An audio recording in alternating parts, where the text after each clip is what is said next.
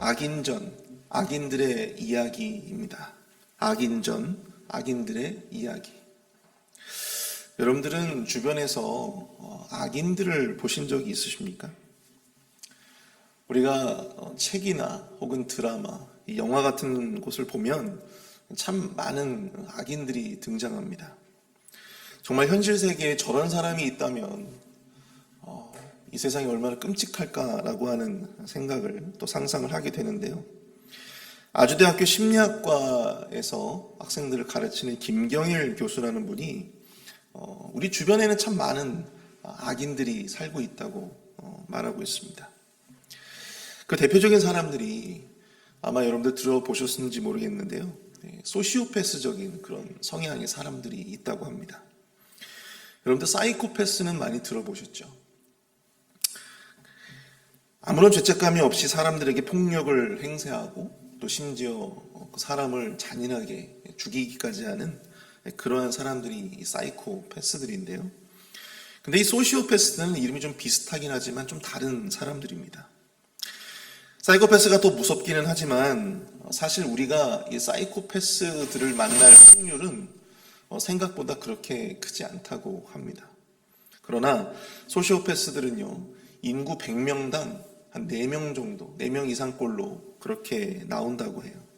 그렇기 때문에 우리가 살면서 우리가 직장 생활을 하든 우리가 가정 생활을 하든 아니면 우리가 공동체 생활을 하든 이런 성향의 사람들은 우리가 삶을 살면서 만날 수밖에 없다라고 하는 것입니다. 그럼 과연 그런 사람들은 어떠한 사람들일까요? 먼저 그들을 감별할 수 있는 주요한 특징이 있습니다. 그들은 필요에 의한 관계만을 추구한다고 합니다. 필요에 의한 관계. 나에게 필요한 사람들에게는 잘해주지만 나에게 필요가 없거나 나와 관계없는 사람들에게는 차갑게 돌변하는, 아주 무정해지는 그러한 사람들입니다. 그런 사람들에게는 주변 사람들이 하나의 인격체가 아니라 나를 위한 도구로밖에 여겨지지 않는다고 합니다. 게다가 상상 이상으로 굉장히 자기중심적인 모습들을 보인다고 하는 것이죠. 그리고 자기중심적인 모습을 넘어서 아주 이기적인 그러한 모습들을 보여준다고 합니다. 한 예를 들어서 어떤 그 친구가 이제 아버지가 돌아가셔서 경황이 없으니까 주변 친구들에게 연락을 다 하지를 못했어요. 그래서 어떤 친구들에게는 연락을 하고 어떤 친구들에게는 연락을 못하고 이러한 일들이 벌어진 것이죠. 근데 연락을 못 받은 이제 그 친구가 장례식장에 참석을 못한 거예요. 그럼 여러분 뒤늦게 만약에 그 친구들을 만났다면 여러분 우리가 아버지를 잃은 그 친구에게 보통 뭐라고 이야기를 할까요? 야, 어떻게 장례 잘 치렀느냐? 어떻게 요즘 잘 지내냐? 마음이 참 상심이 크겠다. 보통은 이제 그렇게 반응을 하지 않겠습니까? 그런데 이러한 이제 소시오패스들은요, 자신에게 왜 먼저 연락을 하지 않았느냐? 왜 다른 친구들에게는 연락을 하는데 왜 나에게는 연락을 안 하느냐고? 그것을 먼저 추궁한다고 합니다. 연락을 받지 못한 자기 자신의 입장을 상처받은 아버지를 잃은 그 친구보다도 훨씬 더 먼저 생각하고 있는 것이죠. 굉장히 자기중심적인 그런 모습을 가진 사람들입니다. 어떻습니까? 여러분들의 주변에도 혹시 이런 분들이 계십니까? 이런 사람들이 여러분들 주변에 있다면 그 김경일 교수님은 딱 이야기를 하더라고요. 그런 사람들과 상대하지 말고 빨리 피하라고 이야기를 하더라고요. 우리가 다 잘 알다시피 성경에는요, 수많은 사람들이 등장하죠. 그래서 성경의 수많은 사람들 가운데에는 의인도 있고 또 악인도 있습니다. 하지만 성경은 일관되게 우리에게 이렇게 이야기를 하고 있습니다. 악인의 꾀를 따르지 말고 악인의 회중에도 들지 말라. 시편 1편 6절에 이런 말씀이 있죠. 무릇 의인들의 길은 여호와께서 인정하시나 악인들의 길은 망하리로다. 오늘 본문에서도 우리는 성경의 대표적인 두 악인들을 마주하게 됩니다. 바로 아합과 그의 아내였던 이세벨이죠. 이 두 악인들은 하나님의 말씀대로 따르고자 했던 이 포도원 주인 이 나봇을 죽입니다. 그리고 그가 가지고 있던 포도원을 가로채죠. 소시오패스와 사이코패스를 합쳐놓은 것과 같은 이런 가난무도한 짓을 저지른 그들에게 하나님은 여지없이 선지자 엘리야를 보내셔서 그들에 대한 심판을 예고해 주십니다. 오늘 본문에 나타난 이 악인전, 악인들의 이야기를 통해서 우리가 기억해야 할 영적 교훈은 과연 무엇일까요? 우리가 그것을 몇 가지 함께 이 시간 살펴보고자 합니다. 첫 번째로, 악인의 죄는 때로 의롭게 가장되어질 수 있다라고 하는 것입니다. 악인들의 죄는 때로 의롭게 가장되어질 수 있다라고 하는 것이죠. 오늘 보면 11절을 보시면 드디어 나봇의 포도원을 가로채기 위한 악인들의 작전이 실제로 실행되어지는 모습이 등장합니다. 이세벨의 계략대로 나봇에 대한 편지가 이스라엘 성읍에 사는 이 장로들과 귀족들에게 전달이 되었습니다. 그리고 보면 12절에서 금식이 선포가 되죠. 그리고 나봇을 이 백성 가운데 높이 앉혔다. 그렇게 성경은 기록을 하고 있습니다. 성경에서 금식이 선포되는 때는 언제입니까? 그 민족과 그 나라에 어떤 큰 변고가 있거나 혹은 민족들 사이에 하나님에 대한 큰 죄가 있을 때 그 죄를 회개하기 위한 목적으로 그 죄를 해결하기 위한 목적으로 하나님 앞에 금식을 선포하고 이렇게 기도하는 그런 모습들이 성경에 기록이 되어져 있죠. 이번 경우에는 이제 후자에 해당된다고 볼 수가 있는 것입니다. 그들은 나봇을 죄인으로 엮어서 백성들 앞에 공개 재판을 진행합니다. 그리고 본문 13절을 보시면요. 때에 불량자 두 사람이 들어와 그의 앞에 앉고 백성 앞에서 나봇에 대하여 증언을 하여 이르기를 나봇이 하나님과 왕을 저주하였다 하매 무리가 그를 성읍 밖으로 끌고 나가서 돌로 쳐 죽이고. 나봇의 죄에 대한 증인 2명을 세웁니다. 그리고 그들로 하여금 나봇의 죄가 무엇인지를 참소하게 했다라고 하는 것이죠. 증인으로 세웠다라고 하는 것입니다. 그런데 그 죄목이 뭐예요? 하나님과 왕을 저주했다라고 하는 것입니다. 명백한 허위죠. 오히려 나봇은 하나님으로부터 받은 유산, 하나님으로부터 받은 그 조상 대대로 내려오는 그 땅을 사사로이 거래하지 말라고 한 하나님의 그 명령, 하나님의 그 뜻을 따르려고 했던 사람이었습니다. 그런데 오히려 이들은 나봇이 하나님과 왕을 저주했다라고 참소를 하고 있는 것이죠. 명백한 허위였어요. 이런 거짓된 증언 때문에 나봇은 억울한 죽음을 맞이하게 되었던 것입니다. 그리고 이 일련의 모든 행위들이 하나님 보시기에 악한 죄였음에 분명하지만 이세벨의 계략대로 나봇을 제거하는 이 모든 절차가 하나님의 율법에 등장하는 한 사람이 죄를 지었다면 어떤 절차를 거쳐서 그 사람의 죄를 밝혀내고 그 죄에 대한 책임을 묻게 하는, 심판을 하는, 재판을 하는 그 모든 절차가 하나님의 율법에 맞게 그 절차가 이루어지고 있었다라고 하는 것입니다. 증인도 있었고요.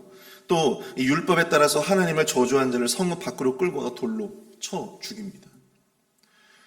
하나님을 모독한 자는요, 하나님의 율법에서 하나님을 모독한 자, 저주한 자는 그 죄를 물어서 성읍 안이 아니라 성읍 밖에서, 왜요? 부정한 사람이기 때문에 성읍 밖에서 돌로 쳐 죽여야만 했습니다. 바로 그 절차에 따라서, 그 율법에 따라서 지금 이 재판이 이루어지고 있는 것입니다. 겉으로 보여지기에는 물론 그 내용들이, 그 모든 죄목들이 다 거짓되기는 하지만 그 모든 명분과 절차가 율법에 따라서 아주 정당하게 행해진 듯 보여집니다.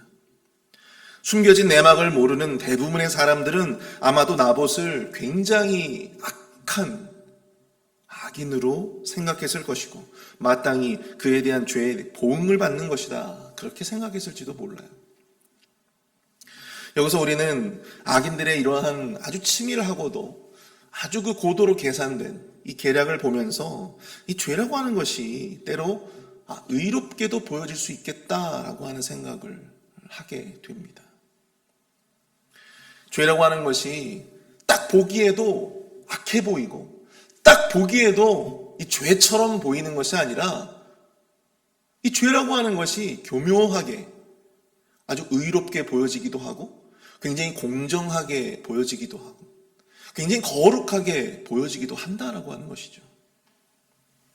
악인의 죄가 반드시 악한 명분과 절차에 의해서 저질러지는 것만은 아니라는 것입니다. 충분히 의로운 양, 거룩한 양 포장되고 또 가장되어질 수 있다라고 하는 것을 우리가 기억해야 한다라고 하는 것이죠. 사도 바울은 이러한 악의 성질을 두고 이렇게 말씀하고 있습니다. 고린도 후서 11장 14절인데요. 이것은 이상한 일이 아니니라 사탄도 자기를 광명의 천사로 가장하나니. 사탄도 자기를 광명의 천사로 가장한다고 합니다. 사탄도 자신을 광명의 천사로 가장하는데 이 악인들의 죄는 어떻겠습니까? 악인의 죄가 반드시 악한 모양으로만 나타나는 것은 아니다라고 하는 것을 우리가 기억해야 하는 것이죠. 거룩해 보이고 또 정당해 보이는 명분과 절차 속에 그 내면에, 그 내막에, 그 중심에 하나님을 대적하고 하나님의 뜻을 거스르는 악한 의도와 또한 그 중심이 숨어 있다라고 하는 것을 우리는 분별해야만 했다라고 하는 것입니다. 이 수많은 사람들을 이 잔인하게 죽인 이 사이코패스들의 경우에요. 여러분들 그들에 대한 어떤 뉴스 보도를 자세히 들어보시면요. 그들 주변에 살던 그 이웃들, 그들과 함께 살았던 사람들, 함께 교제했던 사람들에게 그 사람이 평소에 어떤 사람이었느냐고 이렇게 인터뷰하는 것을 우리가 볼 수 있잖아요. 그럴 때 정말 많은 사람들이요. 그 사람은 정말 좋은 사람이었다고. 절대 그런 일을 할 만한, 그런 짓을 저지를 만한 그런 사람이 아니라고. 그렇게 이야기를 하는 것을 우리가 심심치 않게 볼 수 있습니다. 그 미국 캔자스 주의 유명한 살인마였죠. 이 BTK 살인마가요. 어떤 사람이었느냐. 이 사람은 한국과 터키 등지에서 공군으로 군 복무를 했던 사람이었습니다. 베테랑이었어요. 자식들에게는 자상한 아버지였어요. 그리고 그 지역의 한 교회의 운영위원장, 장로로서 사역을 했던 사람이었습니다.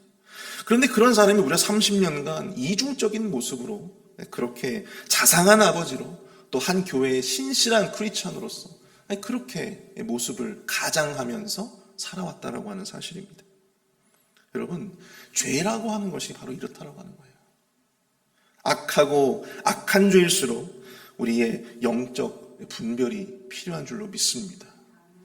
악하고 악한 죄일수록 의의 가면을 쓰고 광명한 천사의 모습으로 가장할 수 있기 때문이에요. 여러분들 오늘 본문에 등장하는 이세벨이 편지를 받고 이 나봇을 재판장에 세웠던 이 장로들, 귀족들을 한번 생각해 보십시오. 이들이 만약 하나님의 의에 또 하나님의 말씀에 합당한 기준대로 이들이 온전한 영적인 분별을 이루었다면 과연 이 선한 나봇이 그렇게 비참한 죽음을 당할 수 있었을까요? 그럴 수 없을 겁니다. 그들이 말씀 안에서 영적으로 혼돈 상태에 있었기 때문에, 영적으로 혼미한 상태에 있었기 때문에 그들은 이 나봇의 재판을 두고 온전한 영적 분별을 하지 못했다라고 하는 것입니다. 그것이 그렇게 큰 죄인 것처럼, 그것이 그렇게 악한 죄인 것을 그들은 분별하지 못했다라고 하는 것이죠. 그래서 그 악인들의 죄에 함께 가담해서 그 악인들의 죄에 함께 그 죄를 저지르는 우리 안타까운 모습들을 우리가 보게 되지 않겠습니까? 사랑하는 성도 여러분, 온전히 말씀 안에서 이 모든 것을 영적으로 분별할 수 있는 영의 눈을 뜨시기를 축복합니다. 이 영적인 분별함이 없으면요, 우리도 이 악인들의 죄에 휘말리게 되는 거예요. 우리도 이 악인들의 죄에 우리도 모르게 가담할 수 있는 것입니다.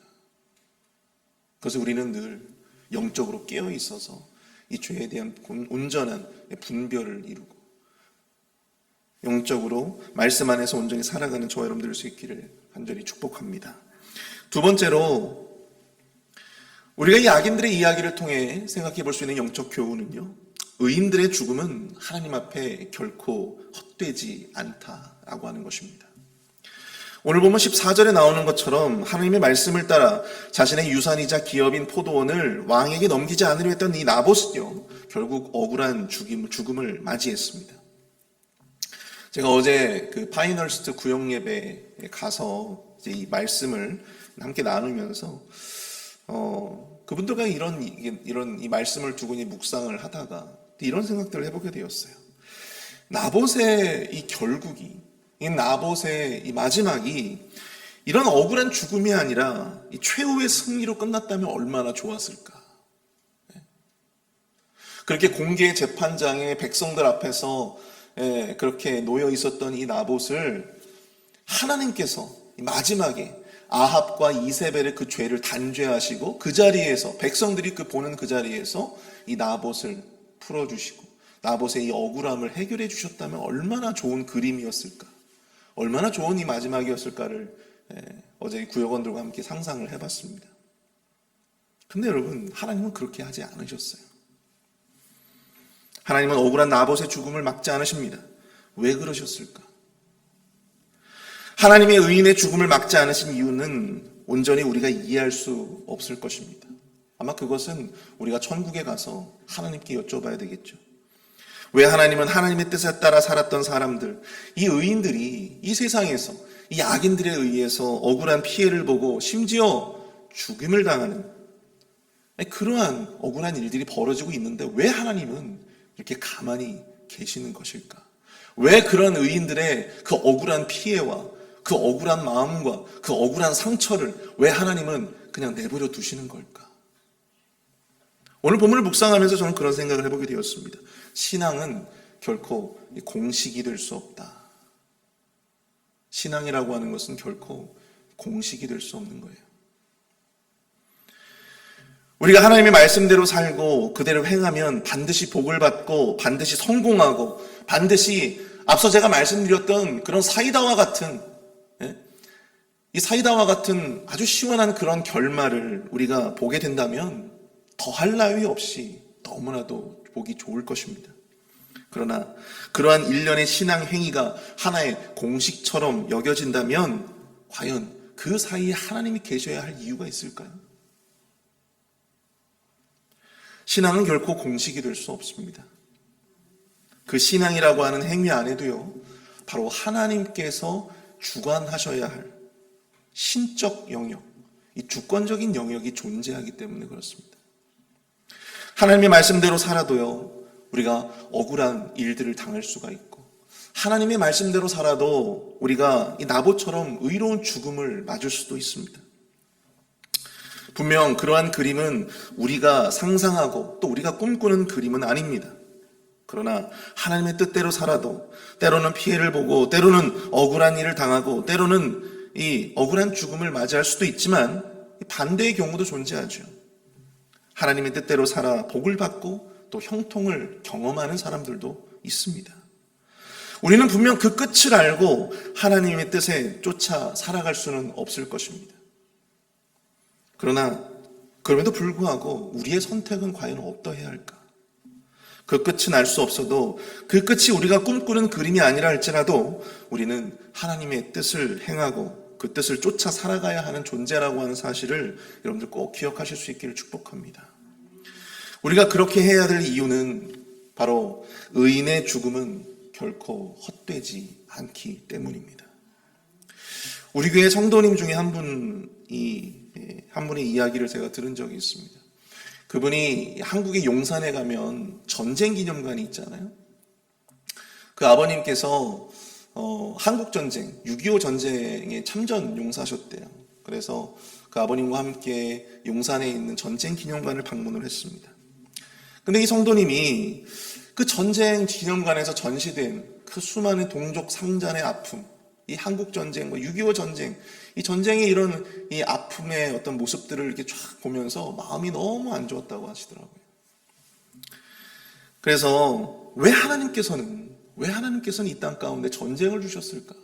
왜 하나님께서는 이렇게 전쟁을 주셔서 수많은 고아들을 만들어내고 이 전쟁을 주셔서 왜 이 한반도가 분열되는 그러한 아픔을 주셨을까?